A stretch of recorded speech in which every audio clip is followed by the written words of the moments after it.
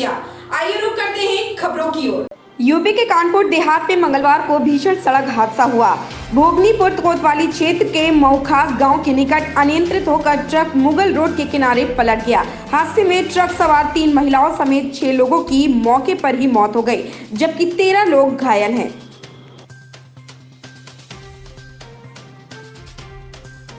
उत्तर प्रदेश के हाथरस जिले में शोहदों के दुस्साहस का एक हैरान करने वाला मामला सामने आया।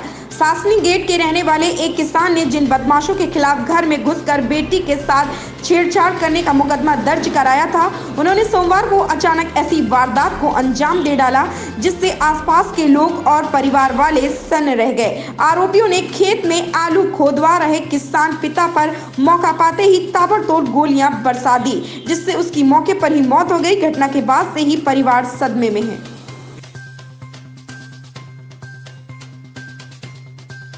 देश में आम जनता पर महंगाई की मार लगातार पड़ रही है। पेट्रोल डीजल के बाद एलपीजी सिलेंडर की कीमतों में एक बार फिर से सोमवार को बढ़ोतरी हुई।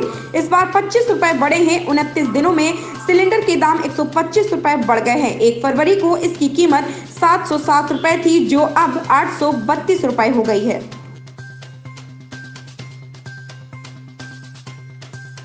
उत्तराखंड विधानसभा सत्र में आज दूसरे दिन विपक्ष के तेवर तल्ख हैं। लाठीचार्ज को लेकर आज सत्र में हंगामा हो सकता है। कांग्रेस आज सदन में लाठीचार्ज का मुकदमा उठाएगी। वहीं प्रश्नकाल में मंत्री यशपाल आर्य और सतपाल महाराज विभागों के प्रश्नों पर सरकार को घेरेंगे। वहीं सदन में महंगाई, बेरोजगारी, कानून व्यवस्था को लेकर भी मुद्दा उठाया जाएगा। साथ ही राज्यपाल के अभिभाषण के धन्यवाद प्रस्ताव पर चर्चा होगी।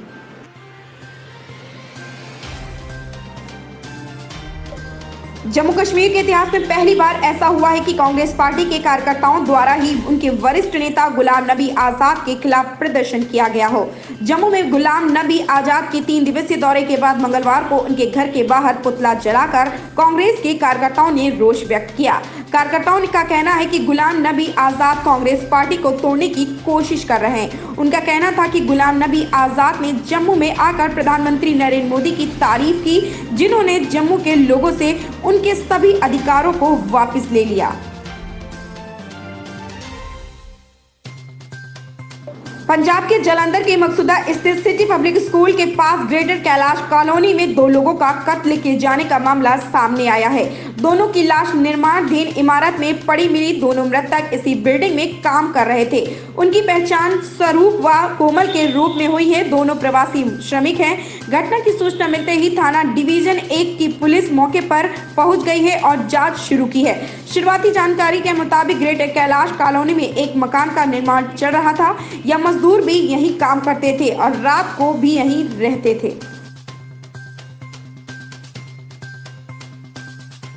हरियाणा के सोनीपत में सिंघू बॉर्डर पर एक किसान की हादसे में मौत हो गई। मृतक किसान जीत सिंह 75 साल का था और पंजाब के मोगा का रहने वाला था।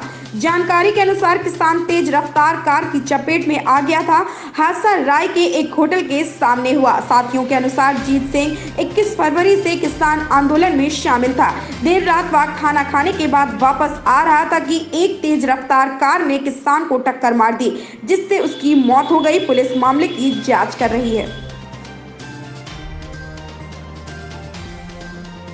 उत्तर प्रदेश के शाहजहांपुर में अंधविश्वास का खौफनाक मंजर देखकर पूरे गांव के लोग हैरान हैं। किसी को यकीन नहीं हो रहा है कि बच्चा न होने के कारण कथित तांत्रिक देवर ने गर्भ चिमटे से जलाकर भाभी को मार डाला और उसे बचाने आई बहू के साथ मारपीट की।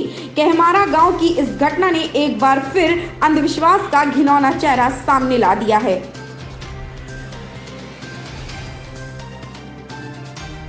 उत्तर प्रदेश के आजमगढ़ जिले में एक दिल दहला देने वाली घटना सामने आई है। पति पत्नी ने एक साथ फांसी लगाकर जान दे दी। दोनों ने 9 महीने पहले प्रेम विवाह किया था। जिस दंपति ने 7 फेरे लेकर 7 जन्म साथ रहने की कसम खाई थी, एक साथ दोनों की मौत से गांव में सनसनी फैल गई है। मंगलवार को सुबह परिजनों ने दोनों को फंदे से लटका देखा तो उनके होश उड़ गए और पुलिस को तुरंत सूचना दी। पुलिस ने मौके पर पहुंचकर शव को फंदे से उतरवाया और पोस्टमार्टम के लिए भेज दिया। पुलिस को प्रथम दृष्टया मामला आत्महत्या का लग रहा है। फिलहाल पुलिस आगे की जांच में जुट गई है।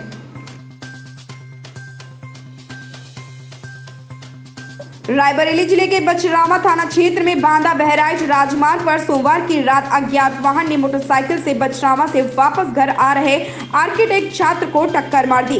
सूचना पर पहुंची पुलिस ने गंभीर रूप से घायल छात्र को सामुदायिक स्वास्थ्य केंद्र बछरावा पहुंचाया, जहां डॉक्टरों ने उसे मृत घोषित कर दिया।